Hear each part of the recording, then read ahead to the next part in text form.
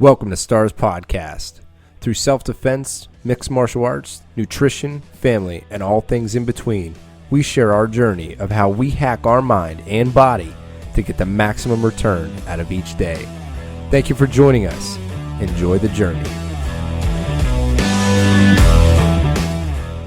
All right, guys, welcome back. Stars Podcast here. Ron Jordan. Aaron Diaz. Good and to see you. We have a special guest today coming in via Zoom. Creative director and writer for Lone Wolf Comics, Rob Multari. How you doing? Welcome, sir. Welcome. Thank you. So, I am going to just jump right in because I want the listeners to understand what Lone Wolf Comics is. So, kind of elevator pitch on what Lone Wolf is. Go ahead. So, Lone Wolf Comics is my self-publishing comic book company. I started it, unofficially back in 2007, and kind of worked my way through getting it built up. I originally started writing my own comic books when I was in high school, junior high age, and eventually I once I finished going to college and graduated, got a job, I still was kind of working on this kind of as a side hustle. And I then released my first issue in 2017 for my comic book series Nightwolf, which is a story about a young man who finds out that he's born a werewolf and gets thrown into a supernatural war. So it took a long time, having that full-time job. Yeah, absolutely. So you clear back. I mean, you've been writing for a long time then. Yeah. So I started out doing fan fiction for X-Men comics when I was, I think, 13. What is fan fiction? What does that mean? So fan fiction, basically, I wrote my own stories for existing characters, like for Wolverine, the X-Men, and then I tried to send them into Marvel.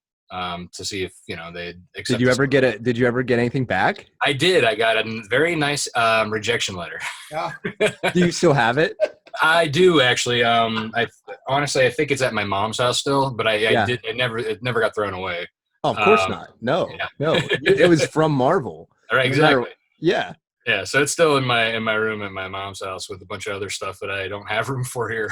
Of course. But yeah, I mean, basically what the rejection letter said was, so I originally sent it to Stanley in, a big vanilla envelope, with the scripts all printed out from the old boot DOS word processor. Oh, wow. And then a bunch of hand drawn, character designs. And so I sent it in, and, I think it was maybe 6 months later, I finally heard something back. I got the letter in the mail. It said, Stan loves to hear from his fans and this and that. And, we basically giving me the spiel that they have their storylines planned years in advance and all that stuff. And some, they may or may not be able to be worked into it, but keep up and all that. So, basically it was encouraging still. For a 13-year-old, that was like, okay, I'm definitely doing this. Yeah.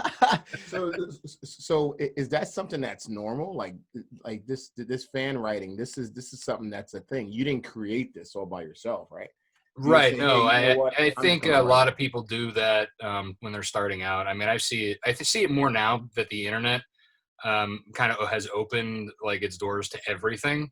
But I think back then, in the 90s, you didn't see much of it because it didn't get probably farther than, getting to the editors opening up mail, you know what I mean? But yeah, I mean, nowadays it's a lot bigger. You see underground sites where people were, writing about existing characters all the time. And some of them are actually really good. It just, again, it's it doesn't work into what the big picture is with the company. Well, that's something that we talk about all the time here, is kind of doing it just for the passion of it, not really for, mass media or anything like that, or the dollars and cents. Yeah. So how much time do you spend writing? So any free moment I can, which, really? Yeah. I mean, really, so doing everything with this company and this comic series in general is like any moment I can grab. Like if I'm sitting like just at home, with the kids or whatever, and an idea pops in my head, I'll hurry up and type it into my phone or, or write it down on a piece of paper. Oftentimes, have you always done that? So this is something that I've been doing for about 2 years now, is anytime something pops into my head, I put it in my phone or I shoot myself an email. Yeah. So I don't lose that thought. Exactly. Yeah. And have you always done that? Because I've just recently started. Yeah. So before the phone, before smartphones, what I used to do was I had a notepad that I'd keep beside my bed because whenever I had dreams too, like I'd wake up from a dream and I'd hurry up and write it down. So I had that. Also, like when I was in college, I always had a scrap of paper or something, that I could hurry up and, just flip to the back of the notepad and just hurry up and write while I was in class. Yeah.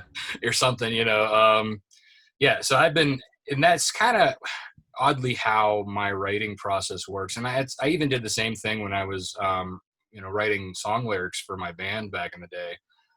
It was always you just do it all, huh? Yeah, I know, right? Back when I had more energy to do a lot more things. Well, that's why I wanted to really talk to you as well, because something that I think is missing in our culture are the good storytellers are not being listened to, or there's a lack of good storytellers, and maybe I'm just looking in the wrong places, but I wanted to get your take on that, because you tell stories. And I think the way to get people to listen to a message is through a story. Yeah. So I think you're right. There is a lack of original and focus on, new writing these days, or stories in general. I mean, there's a lot of great new material out there, but Hollywood wants to just sit on the easy money, keep rebooting everything. That's kind of like what irks me the most, is like every time a reboot of something that was already popular comes out, it's like, oh, really?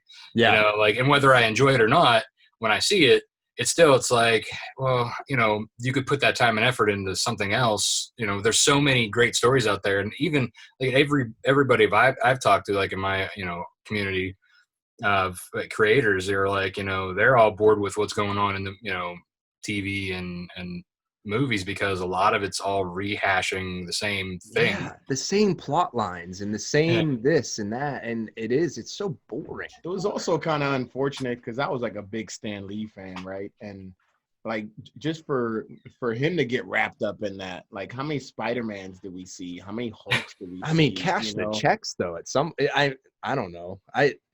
That's where I think I for the love of it, for the love of it is different than that Hollywood piece of it. And like, I don't know.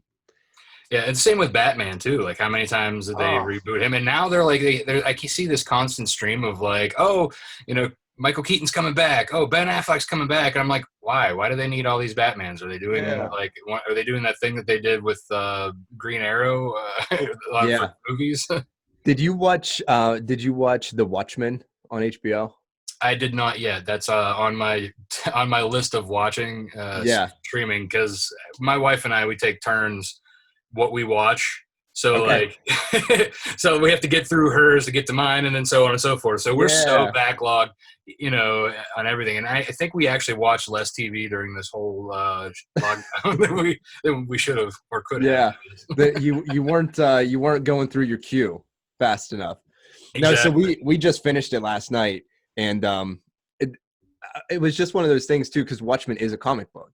Yeah, and that was something that I didn't know that until I really started watching it, because I'm like, none of this makes any sense to me, because it's so supernatural almost, and so like everything is normal in the scenes, but for me it's like not normal. And they didn't set it up at all either. Yeah, I think they expected it to be for people who already watched the movie and read the graphic novel. Okay. I think it was kind of one of those things where like, well, they didn't want to waste time giving back information. You know what I mean? I think that was it too. Yeah. But it was phenomenal. I loved it. It was really good. Yeah, and I think they did that for when they rebooted the Hulk with Edward Norton. They just kind of went into the story because they had that other one, that failed Hulk movie, and everybody knows the story. So I think they just were like, let's just get into it. No, everybody knows who the Hulk is. Let's just do this. Yeah, and move forward. And I mean, I think that's one of the Avengers that I really want to see. I want to see a redone Hulk movie. Really? Yeah. Well, I think now they have the technology, like with Mark Ruffalo's version of the Hulk. You know, I love Mark Ruffalo. Yeah, they you know, the CGI was there for it. It was much better. Like, I think with the Edward Norton one, I liked it a lot. It was actually probably, as a standalone Hulk, my favorite version. Yeah. But I think that it was just like, it was there, but then like when the Avengers came out, it took it to that next level of, you know, looking real and just having, you know, a really good go at it. And so I think if they do one with Mark Ruffalo, or even if they do it with somebody else, I think now they have the technology down for it. But again, it's the acting too needs to, you know. And Mark Ruffalo does the best job at playing multiple roles. Yes, he yeah. I think he has a series on HBO now doing. I know This Much I Know, or something. I'm reading the book right now, and like they're twins. The main characters they're twins, so he has to play both, and one is a paranoid schizophrenic, and the other is quote unquote normal. And he's got to play both. It's like a Dr. Jekyll and Mr. Hyde situation. Yeah. And I started thinking about it, and I'm like, well, so is the Hulk. Like, it's a dual role. Yeah. You know, so he's got to play two different characters. Except for that time where they had the cross, like he had the body, but he was still talking like a doctor. That was awkward. That was good and awkward. Yeah, it was cringy, a little cringy. You know what though, and I think there's a period in the '90s where the Hulk had Bruce Banner's mind, and I think that was what they're trying to give homage to. Yeah. But even then, like, it looked really weird. If I recall, because I have one of those issues, and it's like, he didn't even, body-wise, didn't even look like the Hulk. It was like he looked like Arnold Schwarzenegger with like a really long neck and small head, and then like had this weird like mohawk going on. It's like whenever in Men in Black when the guy regrows his head. Yeah. Very similar. So whenever you talk about self-publishing, can you kind of divulge what that process looks like? So, you know, along with the whole trying to fit everything in when I can, being able to self-publish, you really have to know what you want to do, have a clear goal, and I mean, because it's a lot of time, it's a lot of effort, it's a lot of money. I mean, I'm not trying to dissuade anybody. But you should be very real about what you're doing. Exactly. Yeah, I think people don't understand how much time, effort, and, you know, blood and sweat and money it takes to do this. You know, I think, and I kind of had the same misleading idea whenever I did a Kickstarter launch back in 2016. So I had saved up some money. I got 5 pages of my first issue done, and I got character designs all developed with my artist. But I thought, okay, well, you know what? I still believe in my project. Obviously, I'm here doing it. Running my third Kickstarter now. But so this first one, I thought, hey, I'm going to launch the first 3 books to kind of jumpstart ahead of everything. And, you know, that way get the ball rolling faster. I can, you know, start maybe doing a monthly serialization, right? So I had a $20,000 goal for 3 issues because it cost me over $500 just for the art for the book. Yeah. Okay. So I figured, okay, well, that's, you know, 3 books plus, you know, the marketing and you know, the rewards and everything, 20,000, that makes sense. Cool. Which was right. I was spot on with exactly what I needed for the project to be able to move forward with it with 3 books. Now, if I would have done 1, I would have had a successful launch. I had raised over $5,000, but Kickstarter is an all or nothing thing, right? Yeah. So, you know, hence back to the, okay, well, I'm going to put this out myself. So part of self-publishing too is that you could either go different routes with publishing. You could either submit it to one of the big companies like Marvel, DC, which you're probably not going to get into because they, again, want their characters. That if you're going to write, they want you to write for their characters. Right. If you have something amazing that they, it's probably hard to get in there with something brand new.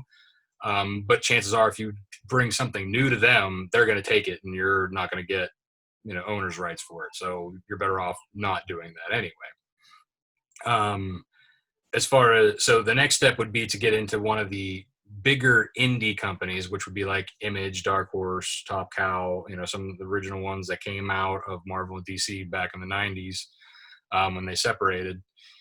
That's another thing. They are creator owned, so you're technically still putting out all the work yourself for your team with their label, but you still have to do all the marketing. It's still not technically self-publishing because they're publishing the books for you. Sure.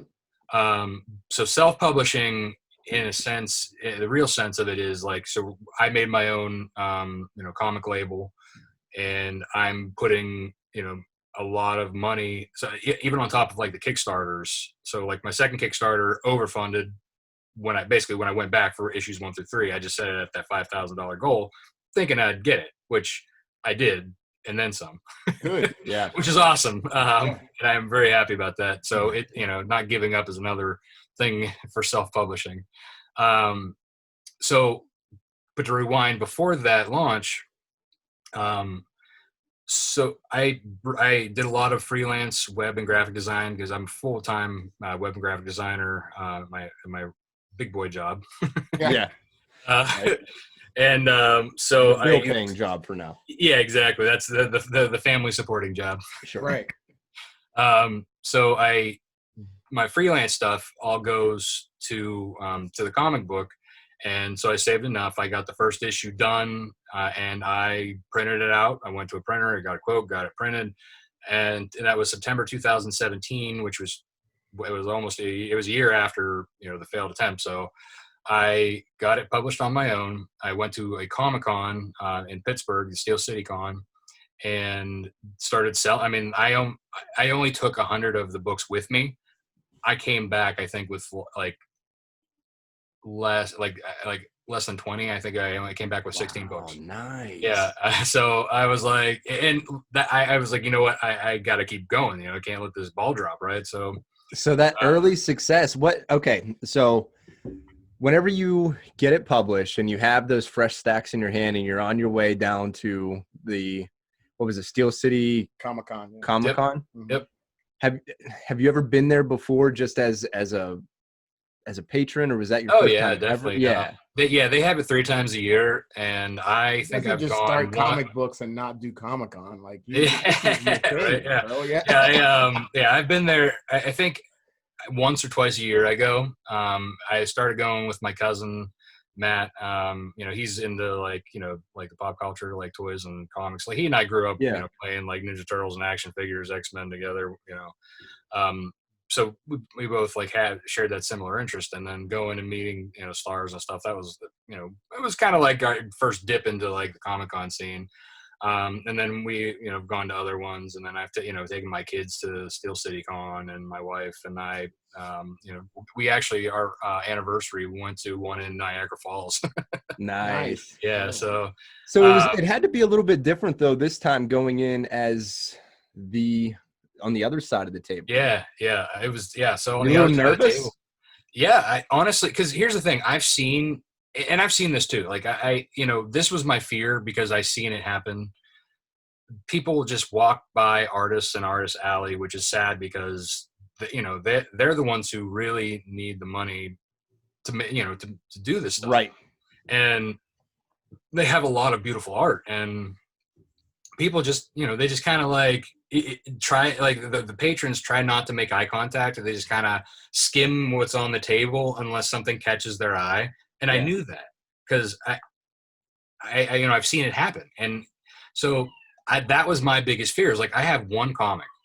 I can't just spread them out on the table and hope that somebody's going to like, oh, that's cool, let me check this out. No, so what I ended up doing was I got the character designs that I had made. I had them printed out in 8x10s. I had some cover art. I had a couple other promotional pieces that I had printed out, like some posters in 8x10s. So 11x17s were the poster size. And I just spread them out across my table, put the comic book in a stack in the middle. And I had a banner behind me of the main cover of my comic, and say with the social information, website stuff on it.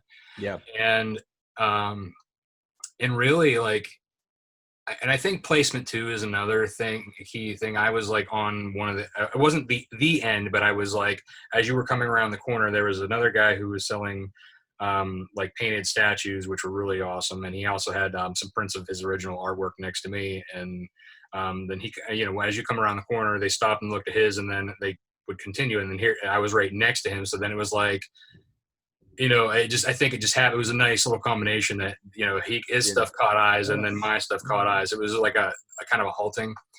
So it was nice to be able to say, instead of them just kind of walking by, I looked. Somebody stopped the momentum first. Yeah. Exactly. But I don't know if that wasn't also always the case, because then they're coming from the other side and still stopping and looking at my stuff too. Nice. So I think placement is a key thing too, but I don't think it's 100%. Whereas you have to have something on your table to catch eyes. And I think my character designs, the layouts I had with the comic, because I didn't just sell comics too. I mean, I almost sold out of comics, but I sold a lot of prints. I sold a lot of posters, stuff that I just got to fill my table. You know what I mean? And not knowing if it would sell or not. Well, that's good that you didn't focus on just one. And I know exactly what you're talking about. So with our business, we do the same thing. We'll go to trade shows, and you don't want to be right next to the roof gutter guy, the gutter helmets. You don't want to be, it's like, oh my gosh, or the person that's trying to sell you a vacation plot. You know what I mean? On Mars. Running by that one. Yeah, exactly. You're like, I don't see. Yeah, I don't see any of you. Those guys are pushy. But so it sounds like you did it right. It was more of I'm giving you something else to look at, not just my comic. Mm-hmm. Exactly. Yeah, and the comic was secondary. Yeah, and I think too, once they kind of slow down at the table a little bit, even if they start coasting, that they're interested enough to that you can then say, hey, how you doing? That's it. And then kind of throw in the spiel. And so that day, that first day on that Friday, because it was a three-day con, I had to get my talking points down to a couple seconds, because people's attention spans at these things are even, I think, less than online, because if they're on their phone or if they're staring at a computer screen, they're not moving or going anywhere. They're just, okay, cool, here I am. Whereas that, it's they have a time frame that they're there. They're not trying to spend a lot of money, but they're trying to get stuff they want, and they'll spend the money if they want it. So, like I said, you got to get that pitch down real quick, and you got to get it to the point where it's okay, they know what you're talking about. They are interested in what you're talking about, and then you got to put it in their hands. So, handing them the comic and letting them look through and seeing the artwork too is another big key to, you can't just have a nice cover and then a bunch of crappy art in the book. Yeah, that doesn't sell that. Absolutely. So I want to dig in on that, because I think that point is really something that people need to understand is, you're looking at this from so many different angles that at some point you're going to succeed in one of those angles. So if you have, you have the nice cover art, but that's not grabbing the attention. You have all of the prints, and then you have this. Where does that come from? I mean, I know that you call it big boy job, but you are a digital marketer, so marketing. And do you think that's helping you? I think it does help. I think that saves me money too. That I can do that myself instead of hiring out. Because a lot of writers, that's what they do. They're writers. They don't have some other skill that can go towards it. I think my graphic design background helps, because I can also do the lettering, the marketing, and setting up the book. But knowing what sells as far as designs, that helps big time, because I think there's a lot of great stories out there that don't get complimented by their artwork, or they don't have a grasp of what visually will sell. And I think but then there's a lot of ones that really do, and or they know that like they're going to hire like a really great cover artist, but then they still have this mediocre art in the middle, which unfortunately I feel doesn't So those are separate, the cover art and the inside the book art. You can, yeah. So my standard covers usually are done by the artist in the book. But you can also hire, so I have several variant covers for my books with different artists doing the artwork. Some are more well-known indies. Other ones are just coming up. For me, it's like I want to try and complement my book and my art with other good art. I don't want to just have eye candy to sell something mediocre. I got something I got great quality cover, great quality insides, and a lot of people have, different interesting covers and stuff too. So like having multiple variant covers also helps with profit a little bit, because like right now, a $5 book, I barely get $1 from that after printing, after paying the art. Actually, yeah, I think I'm still paying the artist. I mean, they got their money. I'm in the hole. Yeah. But my point is like after getting the printing, and then like so my sales are barely none. So like these variant covers help to supplement that and keep things going.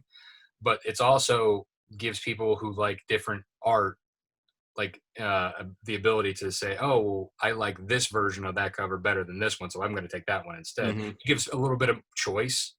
And then you could also have a situation where somebody wants all four, different cover art. So you have the whole set of cover arts. Exactly. Okay. Yeah. And that as a collector's mind, that's kind of like a lot of collectors do that, and they'll get all the covers. And sometimes they'll, I've seen people put things in frames, all together or whatever, or just in general. I mean, I've been guilty of it. I have all of the Jim Lee X-Men #1 covers. I think there was like 7 versions of it. And you have them all. So I eat it up too. I mean, I enjoy cover art. I think it's kind of like having a pinup, with the story attached to it as well. Yeah. And so but having that eye-catching thing up front, that's definitely something, because that's the first thing somebody sees is your cover art, whether it's in a stack at a comic shop or on your table or online. You know what I mean? Like they don't even see the inside pages, normally, unless somebody's sharing them. So you have to catch them with the cover, and then you got to keep them hooked once they open the book. So aside from like Comic-Con and stuff like that, is there other ways that you can like get this interaction so you know what you're dealing with? Yeah, there are a bunch of like communities on Facebook, Facebook groups. I think there's a bunch on Reddit, and just in different places that you can get interaction with people. There's it's just so much out there. You know what I mean? Like nowadays, that you just basically got to cast your net out and see what hooks. Yeah. You know what I mean? Yeah. I mean, Reddit seems like it's getting traction now. Like Reddit is kind of it's like the original thread community. Yeah. Yeah. Topics, and you create groups and things like that. Are you pushing through those hard, or are you doing more on the, I guess now you probably don't have anything on the books for like a Comic-Con. Yeah, well, so I did. This was supposed to be my most traveling year. Yeah. I had, I think, 6 booked. I've only gone to 1, and that was in March, right before everything got shut down. The world ended. Yeah. Yeah. So I made it to the Wizard World in Cleveland. That was in March. It was like the very beginning of March. I think it was like the first weekend. Yeah. After that, I was supposed to go back to Still City Con in April. That one got it kept getting pushed till I think now they're still trying to have the one in August, but I couldn't do that one, so they pushed me, or I asked them to just put my table back for April of 21. And then after that, I was supposed to have one the weekend before Memorial Day. in downtown Pittsburgh at the convention center was Three Rivers Con. That one got canceled till next year. I think then the next one after that was Boston. I was going to the Boston Fan Expo in August. That one got canceled as well, and my table got moved to 21. So luckily I haven't lost any table cost on any of these. I'm going to be, as long as they're going to happen next year, I'll be there. I think what's amazing to me, and I think it would be eye-opening for a lot of people, is comic books are still a very popular item. Yeah.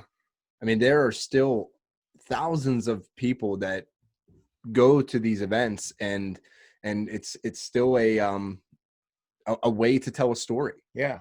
And it's like, seriously, I kind of learned on reading by reading comic books, because my mother would read the paper. Like I would have my X-Men, comic book or whatever.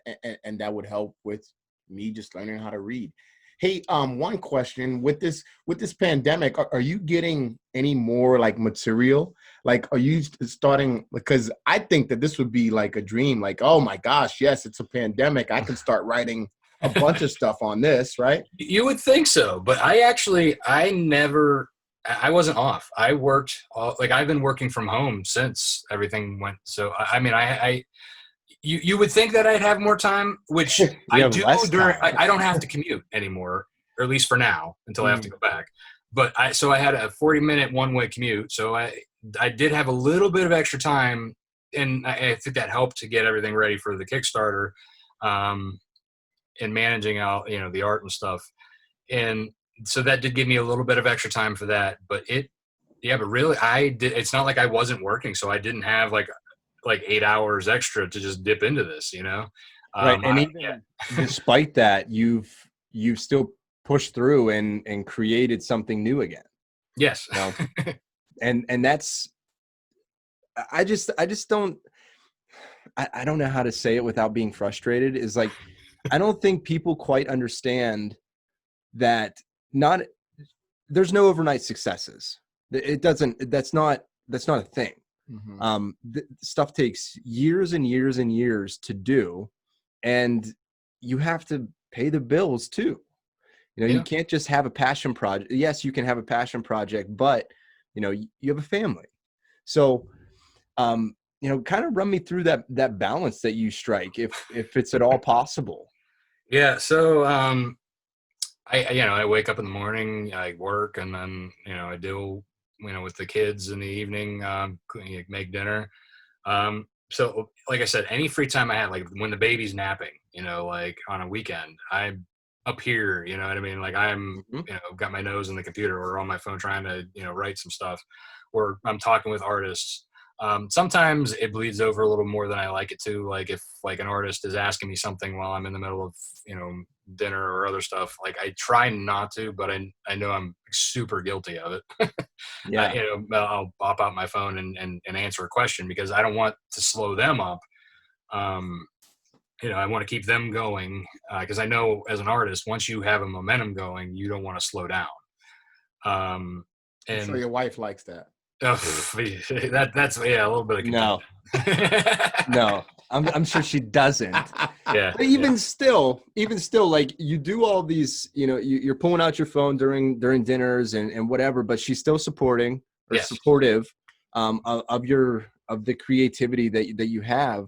Have you ever had a situation where like you just I don't know, you just kind of had a block or you had something get in the way and it really, you talk about momentum that just killed your momentum?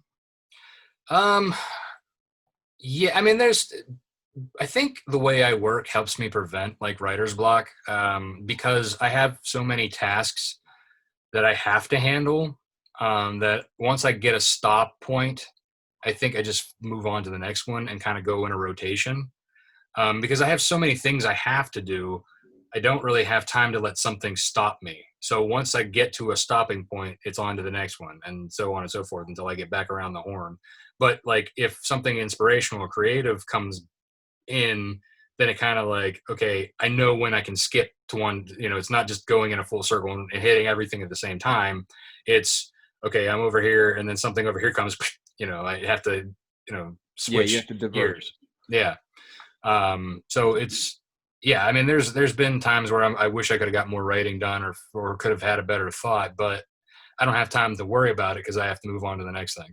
Yeah. It sounds to me like it doesn't, you don't really have much of a free time in your head though. Oh, my head's constantly going. That's for sure. Yeah. So that a creative mind in my experience is it's always on. Yeah. It's constantly on. And, to get all of that out, it's like you have to get it out of your head, or else it consumes you almost. Yeah, I mean, there's times if I'm working on something very heavily and focused on it, I will have nightmares about it. Like literally, like, and this isn't just being creative. Like at work, if I have a problem with a piece of web code that something's not working or functioning properly, and I can't figure it out, I will have nightmares about it until like they subconsciously even figure it out, and then I wake up the next day and be like, that was it. Oh, yeah. It's so like I obsess over it even in my sleep, and I think it's my detriment when I'm trying to sleep. Yeah, they always say sleep on it. Yeah. That was something I think Einstein did. He napped a lot, and he actually had a contraption that, like, if he would be napping, it would wake him up, kind of like an alarm clock, but it was something much more involved. And he would take naps all the time. And whenever he would sleep on a problem, he would wake up and he would have a solution. Yeah, whether or not that's true, I have zero clue. Yeah, I mean, well, hey, but I've heard it. He did things, so I don't know. He did some things. Yeah, he did. He did some things. He did some things. He took some naps. I don't know. There's something to it. More naps are involved. Yeah, well, if sleep helps, and I don't know how I'm getting through this. With my daughter has been waking up yelling in the middle of the night the last couple of nights, and just in general, it's like my sleep is like almost nil these days. Oh, that's brutal. I haven't slept in 4 years. I got a 3 and a 4-year-old. So he's always complaining about sleep. Yeah. I don't even know what that is anymore. Exactly. You just kind of learn how to deal with life that way. Mm-hmm. Exactly. So how did your character come about? So, like, is it you? Is it? I mean, there's a lot of inspiration from my past from it. Like, there's elements in the book. It takes place in my hometown. The kid's a football player. His friends are similar to my friends. A lot of it's when I started writing this original story, I was in high school, so it was basically. And I learned there was a book turned movie with Tom Hanks' son called Orange County, I believe. And there was a quote in that movie that kind of gave me this thought, was write what you know.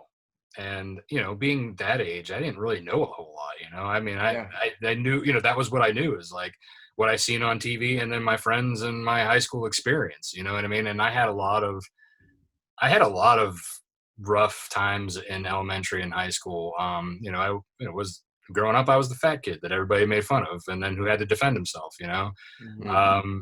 And then even in high school, it's still like that kind of, stuck with me. And so I had to work my way through all that, teenage angst and everything. So,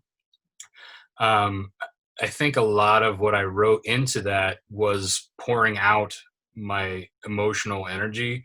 So there's a lot of similarities, I think, within that first couple issues, but afterwards, like once, so the character, being a werewolf and finding out that he was born that way doesn't happen until he turns 18.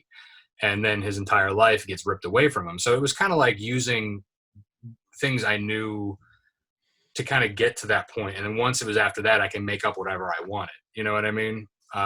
Because even in the first, part of the story is that it's, in that area, but then he grows and moves on. And he travel eventually after the storyline's ended. He moves out he goes out of the area completely and starts traveling the country, So I think that was also something that came about from my growth and knowing more about the world. But the character originally started out as one of my fan fictions for X-Men. I think I was when I first started reading X-Men, I loved the whole, whenever they putting the team together, and then they had other teams put together, and I love the crossovers that they did in the 90s and 80s. Like those storylines were, I think, some of my favorite ones. So I wanted to be part of that. I wanted to create something like that and get in there. I've always had that feel like I wanted to be a part of something big, and I'm going to try and get my way into it, right? Not thinking that I could just do it myself. So that character, there was a storyline where the character that I made up for this new team it was basically another X-Men spinoff team called the Exterminators. Nice. And this one character, basically, it was one of his secondary mutations where he becomes this werewolf. It wasn't even the original. It just happened, kind of like one of those things that just came I think I really was getting into werewolves at the time, and I wanted to change this guy to a werewolf. And so when that happened, and that was part of the stuff that I had sent in, when it came back with that letter, the rejection letter, that's when I decided, okay, I'm going to keep doing this, but I'm going to do it for myself. And so then I reworked a lot of those characters and stories that I had into this and other, titles that I'm also trying to produce when I have more time. Right. Yeah. So I plan on sprinkling them in between other, once I get to a certain point where I think Nightwolf can stand on its own, I'm going to start doing more titles sprinkled in. But yeah, so it all stems back from that original writing, just reusing things that I liked out. And there was a lot of changes too. I mean, don't get me wrong. There's so many things that I changed about them to make them work for this new story, but there were still similar elements to a lot of the stuff that from my early days that I carried on and just worked my way through. Has it like morphed? Like, because you probably had one original thought, and you were, because I know you're saying there was a bunch of changes. Like, was it something really drastic? But like, hey, look, I'm growing up. Yeah, so, yeah. Now, well, that's just it. This story grew up with me. I mean, it was. I had this. It was a journal that I got from American Eagle. That it just when it was one of those like going back to school sales. They gave you a journal to take to school or something. Yeah. Once you bought their clothes, I think back in the day. So I think I was 16 at the time. I had this journal, and when I first started writing this exact story, I was on vacation with my family, and being one of 3 kids, like I was the only boy. I have 2 older sisters, so I kind of kept to myself with my headphones on, my comics, and so like whenever like we were on buses and stuff, traveling, to different places in this where we were at. I'm sitting there, I'm just jotting down the story in my journal, or if we're sitting in the hotel and everybody else is sleeping and I'm bored, here I am, with a flashlight. I still have that, and going back and reading it, and I'm like, oh. Yeah, it's kind of like us going back and listening to episode 1. Yeah, it's like that is so bad. Don't even bring it up. Yeah, like, and it's so funny how that works too, because like as I was writing, like, so I have 12 issues finalized for Nightwolf, and right now this is issue 4 that I'm up to. Even when I was going back, when I was working my way through the 12 issues, once I got to issue 12, I had to go back and rearrange some things, because I had planned to end this storyline on issue 12. I wanted it to be like that many issues, but I had so much more story to tell to finish this off. So I ended up having to cut out some things that I felt wasn't as interesting. But then I had to like squeeze some other stuff that was like in the first issue. There's a scene where the main character goes to the mall with his girlfriend and friends, but there's like this scene where like there's a bunch of panels pushed together. There's a lot of text and bubbles. I mean, that was all because I had to make room for this later, issue. That's even a double-sized issue. It's not even a 24-page one. I think it's either 32 or 48 pages as an issue 12. So it's a bigger issue. 12 is full of like, ending action, and so what you would expect. Yeah. So during that editing process, though, let me back up for a second. I'm going to dig on the editing. Like, is there some things that you just had to have a memorial about? You know, like you just like, oh my God, I can't get rid of it, but I have to. Like, was there any point in time where you're like, okay, I gotta let it go? Yeah, I think there's some period or points where I was like, this is really paramount to the story, but is it necessary? You know what I mean? It's one of those things like you enjoying Watchmen. Was it necessary for you to know a lot of the back end stuff before, or No. can you just sprinkle that in later? You know what I mean? Like, Yeah. that's so it was. I did a lot of like the I when I was watching other TV shows that I was getting into and they weren't telling me enough, but then like they would leave you on a cliffhanger and then they eventually show you something. They'd go back and show you what that was about. I think I kind of got inspired by that and was like, you know what? This isn't necessary. I can cut this chunk out and then sprinkle it back in later, which I think this issue is one of those. Issue 4 has a lot of backstory in it. Issue 3 had a lot of action. So this issue 4 does have some action, but there's a lot of like in this particular issue, 4 tells us about where this special breed of werewolf came from and how they spun off from the other werewolves. I initially had that as like the opener for the issue 1. Oh, wow. So I totally ripped that out because like, in my mind, when I first started writing this book, it was in chronological order in my mind. Like, I'm going to be like, okay, well, I'm going to give a backstory first and then get into, then I'm like, well, no, why would I do that? Like, why would I give up the beans first, So I ended up moving that to a place that made more sense in time, as being told by, Nightwolf's mentor, Snowpaw, who is a couple of 100 years older than him, and she is actually going to be a spin-off series. I'm going to do an origin story for her. She is from the Scottish Highlands and, kind of finds him and helps him out. And basically she tells him why they are the way they are. But it's confusing to her because he's different even from her. Because in the way this werewolf breed works is that they're kind of they take off the personality traits of these 2 cursed werewolves who fought back in Roman times. They fought each other to the death. One was a black-hearted, black fur werewolf, and one was a pure white, pure-hearted werewolf. And so they kind of the yin and yang, if you will. Mm-hmm.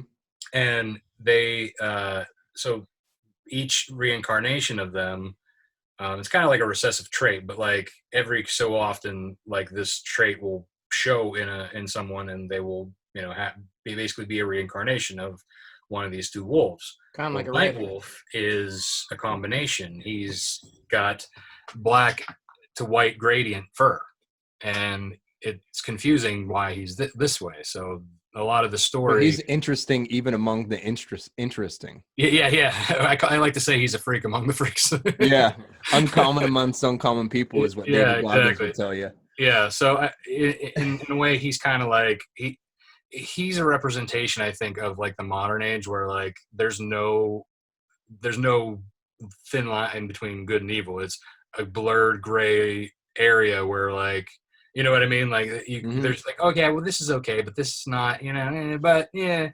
Right. But I think it's kind of that kind of a representation of modern day, thought processes. It's not just like, oh, well, you go to church and, things will be righteous, or you're going to go to hell if you don't. You know what I mean? It's not that way. Yeah.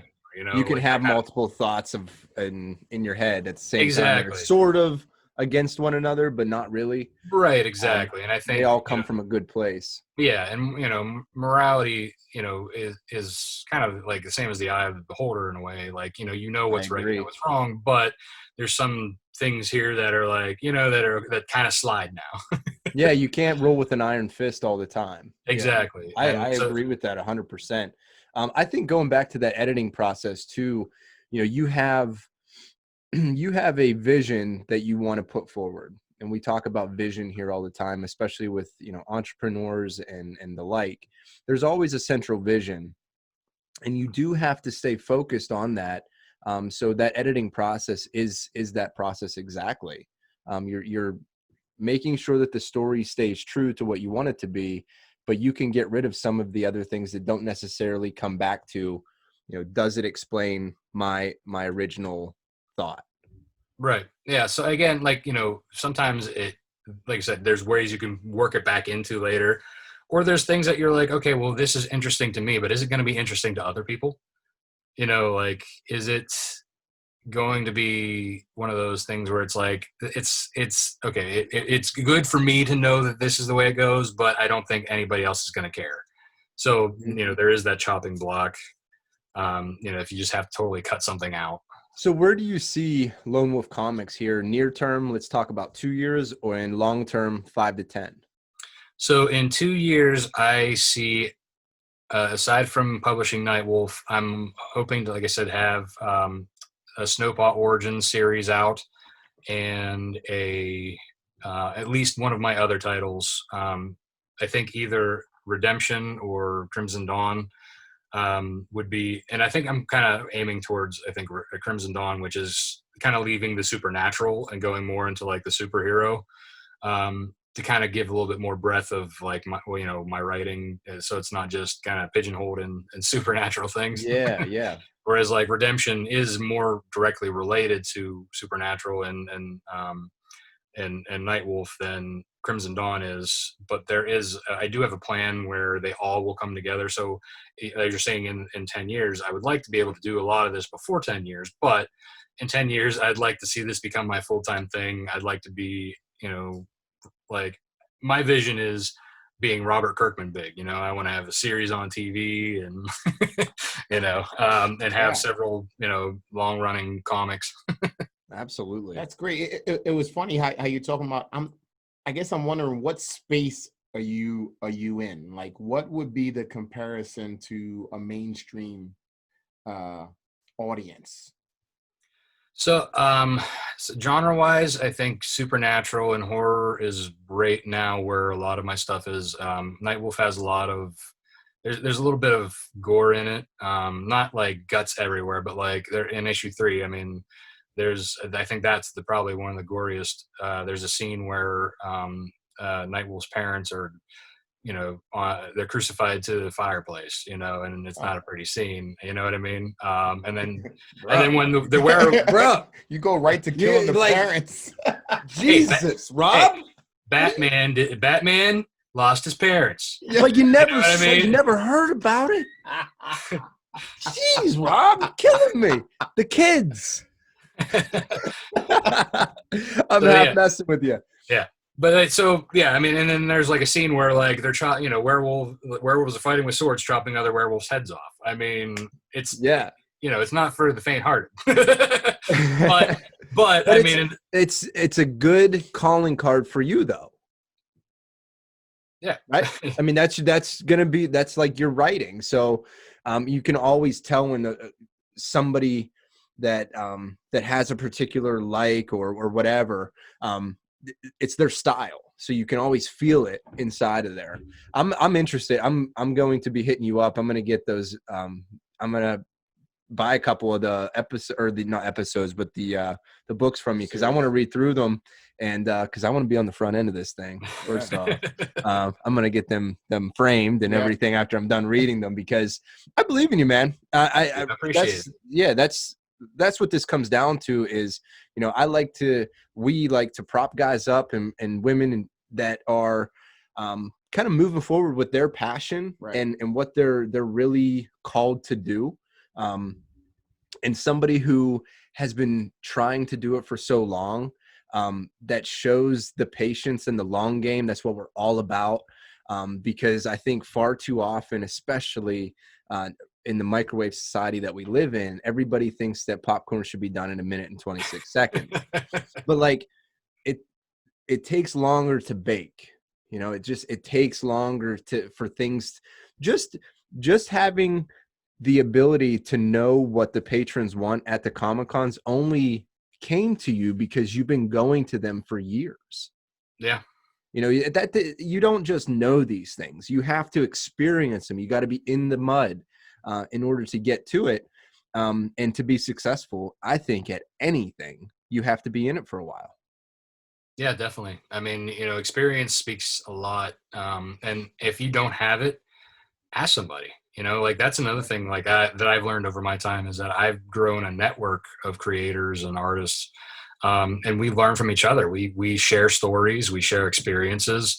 We ask each other what we think of something that we've put out, and or before we put it out, we share it with them first. Say, what do you think? Is this working or not? Okay, cool. So I think experience is one of the biggest things that'll help anyone get ahead. And if you don't have it, ask somebody if they're willing to share it. So who's your mentor right now? So I think that I'd have to give a shout out to Tyler James. He runs a comic launch. It's called Comics Launch, and it's a podcast for creators who are trying to put their work out on Kickstarter. It's basically he talks about different things that you can do to help your launches. He also runs a training course for Kickstarter launches, for ad launches for Facebook, for building a list for emails. And I'm also part of a mastermind group with him and several other creators. So yeah, I'd say he's my current mentor. I love the mastermind idea. We've actually talked about this before, of creating a mastermind, for podcasts or for other things. Have you found that how long have you been doing it? First off, how often do you meet? So this is going on my second year for it. This second half of the year. So I've been doing it a year and a half. This is my second half. He usually renews the group every 6 months. And we meet once a month. But there's like different like we have a Facebook group that we can, message each other, kind of keep tabs on each other and, ask advice or give advice. So we constantly are talking to each other. Matter of fact, while we're sitting here, I've got a couple messages open from the, members of my group, asking things or saying, hey, I got this done today, Nice. Just keeping each other, in check. Yeah. It keeps you accountable. Yeah.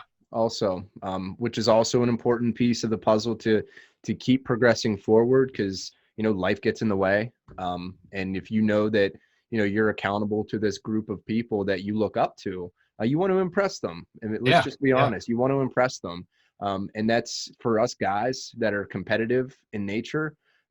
That's something that will keep us in check, and I think a lot of guys need to hear that too, because some of my friends, they think that they can, do everything on their own. You are doing your own publishing, but you're not doing it on your own.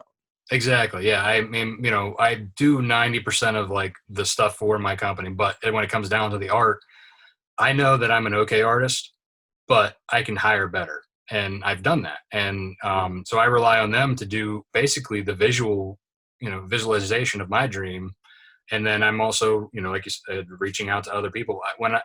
Before I even found this podcast and before I even found this group, I was just like learning everything on my own. And it took a lot longer to do stuff. And, I thought, oh, well, I can do this on my own, Yep. But then I slowly came to the realization, well, if I'm going to do this in a timely manner, I can't do it on my own, and Tyler has this saying, you can go far by yourself, but we can go farther together.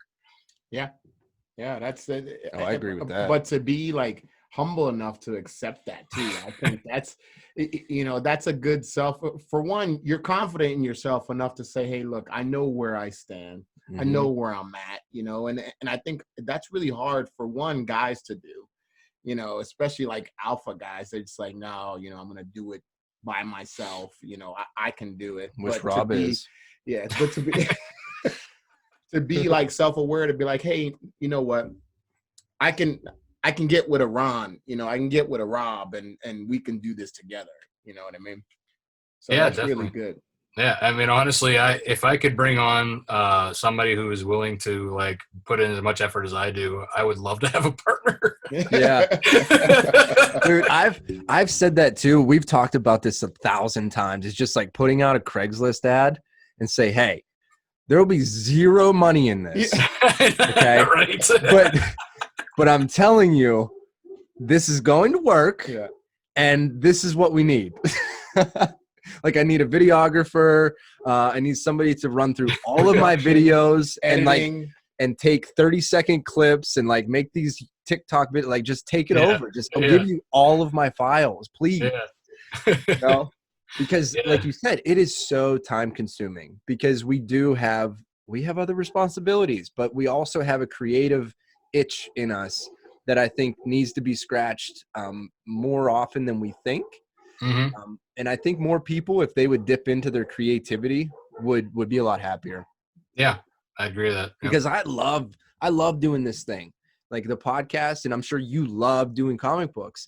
And it's like, I don't know, there's sometimes it doesn't mean that you have to be a millionaire off of it. Yeah, exactly. Yeah, I mean, if I was getting into this to get rich, then I would be sadly disappointed. Not doing well. Yeah, no, I honestly, like, I'm getting my story out there and I'm doing it because I love doing it.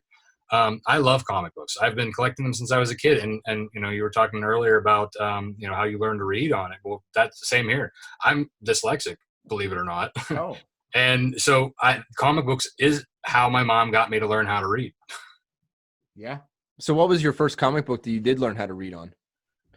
Oddly enough, it was Batman. It was the Untold Legends of Batman or something like that. They came with a cassette tape. So I listened to the cassette tape while reading along to help with what they were saying. Yes. So good. I didn't even know that was a thing. That's so good because then you can I still have the books. I don't like, know if I have the tapes though. Yeah. I was a big Wolverine fan. So you're dyslexic. Yes, I love Wolverine. How does that work? I mean, I know that just in the writing process, do you ever go back and reread and be like, oh yeah, that was a dyslexic moment? Well, yeah, that and I have my wife Becky read a lot of my stuff before I hand it off to my editor. Yeah.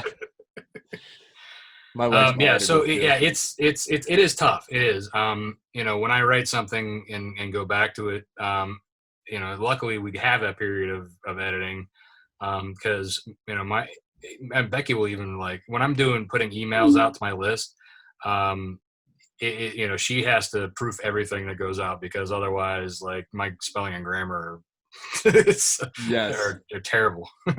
Understood.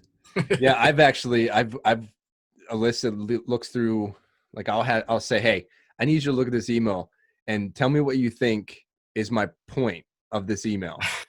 And she'll be like, I think it's this. I'm like, no, that wasn't it. Yeah, exactly. It's like when you get to the end of a paragraph, like, you've rambled on and you're like, what's the closing of this? I don't know where I was going. Like, do you even write? I know, man. I know. It's a lot of give and take, man. That's just it. It's like, you know, having you know, people give you, again, it's not doing it by yourself. Having somebody like tell you, sometimes you have to be told about yourself. Yeah, but that's hard. That's hard. That's hard to take that criticism. Not only take the criticism, but take it seriously. Yeah. Yeah, and not to be offended by it too. I think, you know, especially when it's something you put out, you're very passionate about it. You got to learn to roll with the punches because really, if that's how other people are feeling about it, then other people might, you know, you can't, if they miss the mark on what you're trying to say, then you're doing it wrong. You need to go back and fix it. I think it's funny because, like, I'll do a TikTok, right? And I think I look cool as hell. And then I pass it on to my wife. She's like, why are you doing this? Like, I was like when you were salsa dancing? Yeah, like, that was a good one. Like, he's salsa dancing at first, and then he's shooting guns the next second. And I was just like, how is this related? Of course. Like, this dude over here, he's about as creative as it gets. Hey, but you know what though? You know, sometimes the random stuff like that, people like will enjoy the most. I know it. It'll get on a For You page, and all of a sudden he won't be here anymore because he's famous. I'm 40 plus, and I'm on TikTok, like, dancing my bum off. You know what I mean? Like, it is funny. Hey, you know what though? I have a good time, and that's the key to it, man. It's just having fun. Yeah, that's it. Happiness is like, I don't know. I know it sounds like super hippie, but happiness is really where it's at. As far as like getting fulfillment out of life. Yeah. You know, if you're just so nose to the grindstone constantly and you're just run down all the time, you just don't have anything to give anybody else. and I've been saying this a lot lately, is just like, fill your cup up for yourself, and then you can give to other people. Oh, and yeah. as selfish as that sounds, you have to, in order to give anything to your family, your friends, your community, you got to be full. And fulfillment comes from happiness, in my opinion, and doing things like, passion project. That's where it's at. Mm-hmm. But, well, Rob, I want to be respectful of your time. Where can they find more about you? I want to link the Kickstarter as well. So plug that for me, and Okay. I'll leave it to you. So I'll give you the short link to the Kickstarter because the regular link is really long. Okay. So I made a short link. It's lonewolfcomics.com/nightwolf, all one word. And so you can get there, and it'll redirect you to the Kickstarter page. You can visit my website at lonewolfcomics.com and learn more about the characters and other titles. I am also on Facebook at Lone Wolf Comics, Twitter at Lone Wolf Comics, and Instagram at Lone Wolf Comics. That's easy. Yeah, I was like, I want one thing at Lone Wolf Comics, and then I have like on my banner, I have like just the logos of it. Yeah, that's the way to do it. Do you use to get that link shortened? What do you use? I have a redirect code in my website that I just basically pop in the URL for the Kickstarter, and I upload it. And once it basically it's a code that tells your browser that after a second take you to a different. Yeah, because there's an app that I was looking at. It's called Pretty Links. Mm-hmm. And it's probably a similar thing but automated. Yeah, it's really not a hard piece of code if you know what you're doing. Right. But for me, I just pop it in. Yeah, I might hit you up on that. Yeah, for sure. Because we have some new sponsors coming on, and I have links to them, but they're long, and I don't like them. Yeah. Okay. Yeah, and it's nicer too that like it's not like Bitly where you can have like it's like Bitly dot blah blah blah blah. Nobody knows what that means. Yeah, exactly. And then it looks spammy. Yeah, exactly. Whereas this is actually a vanity URL, and it's nice and easy to remember. Right. Awesome, Rob. Well, I'm going to be hitting you up for some comics, and I appreciate you, brother. Good luck to you. Thank you for having me. All right, man. No problem. Enjoy.